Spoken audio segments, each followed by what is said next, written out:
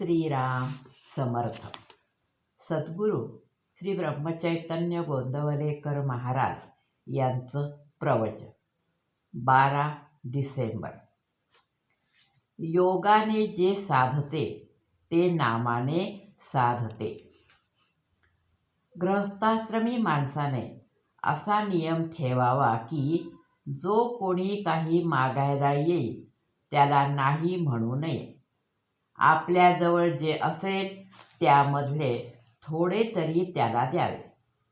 अन्न द्यायला कधीही मागे पुढे पाहू नये.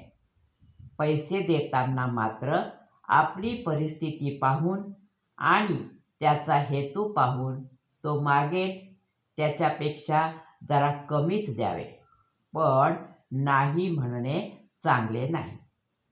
भिकाऱ्याला कधीही वेडेवाकडे बोलू नये. आपली नोकरी ही एक प्रकारची भीकच आहे. भिक्षा मागणे हे वैराग्याला कमीपणाचे नाही, पण भिक्षा ही स्वार्थासाठी नसावी. आपले पोट भरल्यानंतर राहिलेल्या अन्नाचा प्रत्येक कण दुसऱ्याला द्यावा. वैराग्याचे तेज कधी लपून राहत नाही. अत्तरे वगैरे लावून तेज आणणे निराळे आणि वैराग्याचे तेज निराळे. वैराग्यावाचून सारा परमार्थ लटका आहे. जगाचा स्वभाव कळणे ही ज्ञानाची पहिली पायरी आहे. जे खोटे आहे ते खरे मानणे हे अज्ञान, अविद्या होय.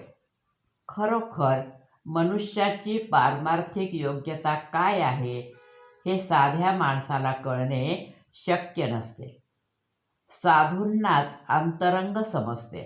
म्हणून तशी दृष्टी आल्याशिवाय आपण कुणालाही नावे ठेवू नयेत. अंतकाळी मनुष्य मनाच्या कशा अवस्थेत जातो यावरून त्याच्या पारमार्थिक अवस्थेची कल्पना येऊ शकते. साधा मनुष्यसुद्धा नामाच्या योगाने मोठ्या योग्यतेला चढतो. अर्थात हे कळायला आपण स्वतः नामामध्ये मुरले पाहिजे. नामामध्ये फार सामर्थ्य आहे. कुणी त्याचा अनुभव घेऊन पाहत नाही. त्याला काय करावे? योगाने जे साधते ते नामाने साधते यात संशय नाही. ज्याला नामाची चटक लागली त्याच्यावर रामाने कृपा केली असे निश्चित समजावे. परंतु नामाची चटक लागण्यासाठी सतत नाम घेणे हाच उपाय आहे. तसे पाहिले तर प्रपंची माणसे अत्यंत स्वार्थी असल्याचे आपल्याला दिसून येते. त्यांचा स्वार्थ यत्किंचित न बिघडता त्यांना परमार्थ पाहिजे असतो. हे कसे शक्य आहे? अत्यंत निस्वार्थी बनणे याचेच नाव परमार्थ. तो साधण्यासाठी थोडा तरी स्वार्थ सोडायला आपण तयार व्हावे. साधू संतांच्याकडे जाऊन हेच शिकायचे असते. प्रपंचावर सर्वस्वी पाणी सोडा असे कुणीच सांगत नाही, आणि असे सांगितले तरी कुणी ऐकत नाही.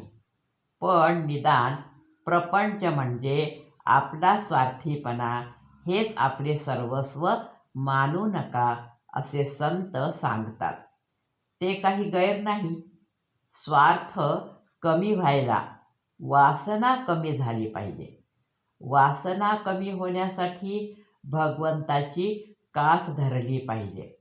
भगवंताची कास धरण्यासाठी त्याचे अनुसंधान ठेवले पाहिजे आणि त्याचे अनुसंधान टिकविण्यासाठी त्याचे नाम घेतले पाहिजे. म्हणून तुम्ही नाम घेत जावे. आजचे बोधवचन. ज्याला नामाचे प्रेम लागले त्याला भगवंताचे दर्शन घडले. जानकी जीवन स्मरण. जय जय राम. श्रीराम समर्थ.